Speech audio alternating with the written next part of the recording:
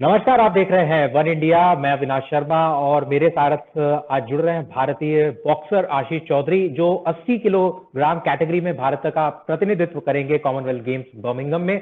अभी आशीष बेलफास्ट में पहुंच चुके हैं, अपनी तैयारियां जो हैं वो शुरू कर दी है उन्होंने। और हर किसी को भारतीय बॉक्सर से, भारतीय मुक्केबाजों से उम्मीद है बेहतरीन प्रदर्शन की।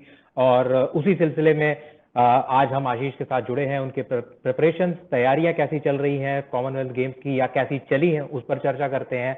और आगे चल करके अब आशीष के क्या क्या टारगेट्स हैं उन पर भी चर्चा करते हैं। तो सबसे पहले आशीष, आपका स्वागत है वन इंडिया पे। नमस्कार। धन्यवाद, आपने मुझे इनवाइट किया।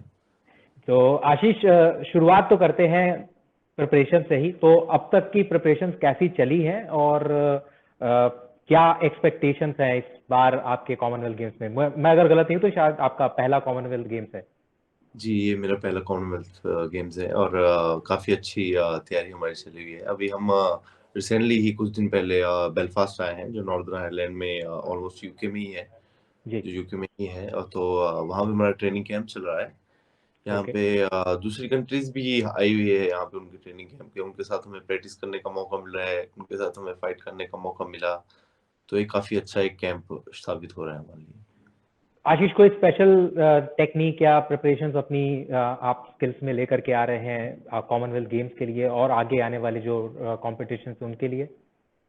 जी, जो हमारे ऑलरेडी जो कोचेज़ हमें करवाते हैं उनको और बेटर कर रहे हैं। जो भी ओके। हमारे पहले से जो टेक्निक्स है, जो भी गेम है, उसी को और ज़्यादा इम्प्रूव करने की कोशिश की जा रही है। अ, आप हिमाचल से आते हैं और हमको सबको पता है कि हिमाचल में अच्छी खासी ठंड पड़ती है। अब आप बेलफास्ट में हैं, आयरलैंड में, नॉर्दर्न आयरलैंड में थोड़ी ठंड ज़्यादा रहती है। उसके बाद आप बर्मिंघम में भी जाएंगे। तो शायद जो कंडीशंस, जो वेदर की जो परेशानियां भारतीय एथलीट के साथ होती है, क्योंकि जब साउथ में हम देखते हैं तो वहाँ पे ठंड इतनी पड़ती नहीं है, तो एक्लेमेटाइजेशन जो है वो थोड़ा सा आपके लिए आसान रहने वाला है। जी, जी, काफ़ी फ़ायदा मिला और ये जो पहले आके यहाँ पे ट्रेनिंग करने का जो प्लान था, ये काफ़ी अच्छा साबित होगा मुझे जहाँ तक लग रहा है। जी। क्योंकि एक्लिमेटेशन के लिए कुछ दिन पहले आना बहुत अच्छा रहा और हमें एडजस्ट होने में थोड़ा टाइम ज़रूर लगा शुरुआत में, लेकिन अब सभी अच्छे से एडजस्ट हो पा रहे हैं यहाँ पे। ओके। थोड़ा सा ये जो बाकी के जो दूसरे देशों के जो बॉक्सर्स हैं उनके साथ जो आप अभी अपनी प्रिपरेशंस कर रहे हैं, थोड़ा उसके बारे में बताइए। क्या फायदा आपको अब तक मिला है, और इस तरीके से किसी बड़े टूर्नामेंट के पहले अगर इस तरीके से एक वार्म अप मिल जाता है तो उसका कितना असर होता है जब एक्चुअली आप बाउट के लिए रिंग में उतरते हैं तो? सबसे बड़ा फ़ायदा तो ये मिलता है कि हमें पता चलता है कि ओपोनेंट हमारा कौन है। जी। जो कि कॉमनवेल्थ मेरा फर्स्ट टाइम है, तो मुझे पहले पता नहीं था कि कौन प्लेयर आएगा, कौन नहीं आएगा। तो यहाँ पे उनको देख के उनकी टेक्निक को देख के, उनकी गेम को देख के थोड़ा हमें ऑलरेडी चेक करने का मौका मिलता है कि हम कैसे उनको बीट कर सकते हैं, कैसे उनके साथ खेल सकते हैं। तो ये सब चीज़ों का बहुत फ़ायदा मिलेगा हमें यहाँ पे। अच्छा, इस साल की बात करें आशीष, तो आपको एक सिल्वर मेडल मिला था थाईलैंड ओपन में। और जी, उस उसके अलावा कोई ज़्यादा आप कॉम्पिटिशन्स में पार्टिसिपेट भी नहीं जी। किए हैं। तो जो थाईलैंड में आपका प्रदर्शन था, वो कितना ज़्यादा वहाँ से आपको कॉन्फिडेंस मिल रहा है बर्मिंघम जाने से पहले?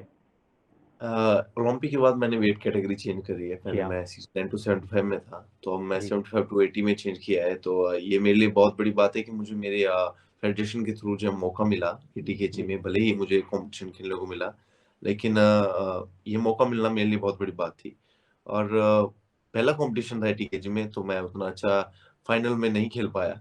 तो लेकिन उसकी कमी यहाँ पूरी करूँगा, तो मेरा पूरी कोशिश रहेगी कि यहाँ पे मैं गोल्ड की तरफ पूरा ध्यान दूँ और गोल्ड लेके आऊँ। जी। ओके। 75 से 80 में जो स्विच करने का कोई खास कारण था आशीष?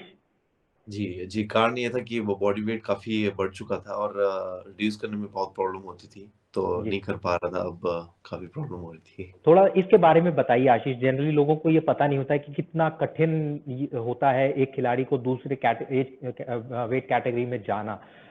ऐसे लोग बहुत जल्दी बातें कह लेते कि ये खिलाड़ी अच्छा नहीं है, इसके दिन चले गए, एटसेट्रा एटसेट्रा, बातें जो होने लगती हैं। लेकिन जो माइन्यूटनेस होती है गेम की, और जो जी, परख होती है, एजिलिटी चेंज हो जाती है, जी, फुट मूवमेंट चेंज होने लगता है जैसे आपका भार बढ़ता है। तो जी। थोड़ा सा उसके बारे में एक्सप्लेन करिएगा। एक्चुअली द प्रॉब्लम इज कि जो एज के हिसाब से हमारा जो है बॉडी वेट बढ़ता है और हमारा जी, बोन वेट बढ़ता है। हम मसल को तो कम कर सकते हैं लेकिन बोन वेट जो होता है उसको कम नहीं कर पाते हैं। जी तो हाँ, हर एज में जैसे 1 साल, 2 साल, 3 साल, अब मैं 5-6 सालों से मेरी मोर देन 6 ईयर से मैं 75 केजी वेट कर रहा। तो जी, अब ऐसा टाइम आ गया था कि मेरा वेट जो है कम नहीं हो रहा था। इवन मेरा 79 से डाउन नहीं आ रहा था। तो मुझे रियलाइज़ हुआ कि अगर मैं अब अगर ज़बरदस्ती अगर वज़न कम करता तो शायद मुझे इंजरीज़, मेरे डॉक्टर्स ने भी हमें बताया कि अगर तुम अब जो है अगर बॉडी वेट कम करोगे तो तुम्हारी मसल इंजरी, बोन इंजरी, कोई भी इंजरी होने के चांसेस है। तो अब अगर तुम्हें वेट चेंज करना ही पड़ेगा तो मुझे हेल्दी रहना है, मुझे आगे भी बॉक्सिंग खेलनी है, बेटर परफॉर्म करना है तो मुझे वेट चेंज करना ही पड़ा उसके लिए। ओके। इस साल एशियन गेम्स होने वाले थे लेकिन कोविड के चलते वो पोस्टपोन हो चुके हैं। आपके अभी क्वालिफिकेशन जो ट्रायल्स होने थे वो हुए नहीं हैं। तो कॉमनवेल्थ खत्म होने के बाद उसकी भी प्रिपरेशन स्टार्ट हो जाए क्योंकि अब डेट्स अनाउंस हो चुकी हैं, अगले साल जी, सितंबर में होंगी। जी, जी। पर फर्स्ट मैं अभी प्रायोरिटी जो है कॉमनवेल्थ को ही दूँगा क्योंकि अभी पूरा फोकस उसके ऊपर है। नेक्स्ट का हम आफ्टर कॉमनवेल्थ ही मैं प्लान करूँगा। अभी अच्छा पूरा फोकस। आशीष जी, तो क्या जो प्लेयर्स ऑलरेडी जिन जो क्वालिफाई कर चुके थे या जो शायद अब ट्रायल सिलेक्शन ट्रायल्स भी होने वाले थे या होते, तो क्या ये एक ब्लेसिंग इन डिसगाइज है उन खिलाड़ियों के लिए जिनके पास शायद प्रिपरेशन करने का उतना ज्यादा समय ना मिलता, back to back Commonwealth games और उसके बाद तुरंत तुरंत एशियाड में जाना होता? तो क्या ये समय जो मिल जा रहा है और उसके बाद फिर 1 साल बाद ही पेरिस ओलंपिक्स भी आ जाता है, तो लगातार 3 सालों में 3 बड़े आयोजन होने वाले, तो ये फायदेमंद है बॉक्सर्स के लिए? नहीं, मैं ऐसा तो नहीं बोलूँगा कि हमारे लिए फ़ायदेमंद है, पर शायद जी, जो कॉमनवेल्थ के लिए सिलेक्ट ना हुए, उनको प्रिपरेशन के लिए ज़्यादा टाइम मिला है, तो उनको जी, उनके लिए फ़ायदेमंद हो सकता है। जी, क्योंकि अभी हम कॉमनवेल्थ खेल के आते, तो उसके 2 या 3 महीने बाद हमें न एक और कॉम्पिटिशन जो है, बड़ा कॉम्पिटिशन खेलने को मिलता, तो हमारा माइंड सेट होता और हम जी, अच्छे से प्रिपेयर तो ऑलरेडी होते ही, हम कॉम्पिटिशन मोड में होते ही। तो ये हमारे लिए बेटर होता कि एक के साथ-साथ मतलब ज़्यादा गैप में ना होता। लेकिन ये 1 साल का गैप हमें शायद टोक्यो में भी मिला था तो ये कहीं न कहीं उतना अच्छा साबित नहीं हुआ था तो जी। अब की बार भी मैं कुछ कहना नहीं चाहूँगा इसके बारे में।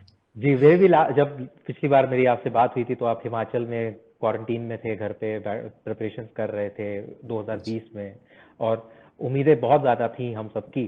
तो टोक्यो पर आते हैं। टोक्यो को जब आप बाहर हुए थे तो एक बात आपने कही थी कि आप जब अग्रेसिव होते तो थोड़ा ज़्यादा पंचेस फेंकने लगते हो और उसके चक्कर में आप खुद पॉइंट ज़्यादा कंसीड कर लेते हो। तो क्या इस डिपार्टमेंट में कुछ आशीष चौधरी बॉक्सर ने काम किया है अपने आप को मेंटली और जी, स्ट्रॉन्ग करने का? जी, जी। सबसे बड़ी प्रॉब्लम मेरी ये रहती थी कि मैं वेट रिड्यूस करता था, उसके बाद वो पावर और मतलब मैं एकदम से मूव करना, एकदम से जो चीज़ें कर पाता था, वो नहीं कर पाता था। तो अब जो है वेट कैटेगरी चेंज करने का फ़ायदा ये है कि मेरा बॉडी कंट्रोल अच्छा हो गया है। मैं पंचेज़ सोच समझ के मारने लग गया हूँ क्योंकि अब थोड़ा पावर ज़्यादा रहती है। तो हर एक चीज़ सोच समझ के करने लग गया हूँ, तो काफ़ी चेंज आया है गेम में, काफ़ी चेंज देखने को मिलेगा आप सबको। बिल्कुल। कॉमनवेल्थ गेम्स में भारतीय बॉक्सिंग कंटिंजेंट की अगर हम बात करें तो जो खिलाड़ी जा रहे हैं वो सभी कहीं ना कहीं मेडल के काफी प्रबल दावेदार लग रहे हैं। तो आप साथ में हैं, आपने प्रिपरेशन अपने साथियों की भी देखी है, जी। महिलाओं की भी और पुरुषों की भी। तो हुँ, हुँ। आपके हिसाब से क्या लगता है कि मैं आप पर कोई दबाव नहीं डालूंगा लेकिन आपको खुद से गेज करके और कंपटीशन को ध्यान में रखते हुए क्या लगता है कि भारतीय मुक्केबाज इस बार कैसा प्रदर्शन करने वाले हैं? बहुत ज़बरदस्त मुझे जिस हिसाब से हमारा जो पूरा दल है, जिस हिसाब से हमारे सब प्लेयर्स हैं, सभी बहुत स्ट्रॉन्ग हैं और मुझे तो लगता है कि मेडल तो सभी लाएँगे और maybe more than 4 to 5 gold लाएँगे। बिल्कुल, चलिए तो उम्मीद करते हैं जो आपने बात कही है उसमें वो पूरी सच साबित हो, क्योंकि भारतीय मुक्केबाजी ने पिछले कुछ सालों में in fact Commonwealth games, Asian games में और ओलंपिक्स में हमें कभी निराश नहीं किया है। तो जरूर उम्मीद होगी। तो थोड़ा सा हटके आते हैं कि फ्री टाइम में आशीष अपने आप क्या करते हैं, अपने आप को हल्का मूड हल्का रखने के लिए आशीष क्या करते हैं जब खेल नहीं रहे होते हैं, प्रैक्टिस नहीं कर रहे होते हैं? जी समटाइम जी जैसे फूड कई बार खाना खाने बाहर चले गए, जी, थोड़ा घूमने चले गए, दोस्तों के साथ घूमने चले गए और जब घर में होते हैं तो ट्रैकिंग के लिए चले गए हिमाचल में। तो ये सब चीज़ें चलती रहती है थोड़ा-थोड़ा।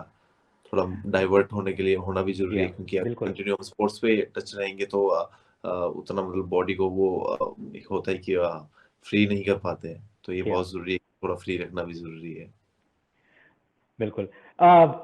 आखिरी सवाल, क्या मैसेज है भारतीय दर्शकों के लिए, भारतीय फैंस के लिए? उम्मीद करेंगे कि बर्मिंघम में भी, क्योंकि यूके में भारतीयों की कोई कमी नहीं है, जी जी तो जी। अच्छे खासी तादाद में लोग उतरेंगे और सपोर्ट करने के लिए हमारे कंटिजेंट को आएंगे, तो उनके लिए क्या मैसेज है?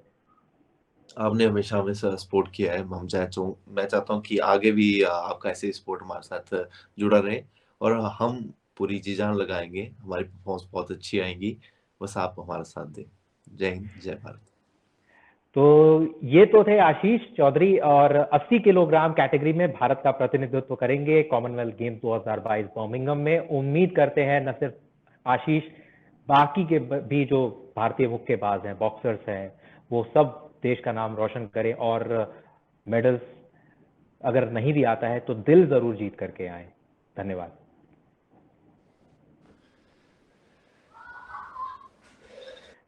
Thank you. My pleasure, my pleasure, thank you so much. जी। All the best.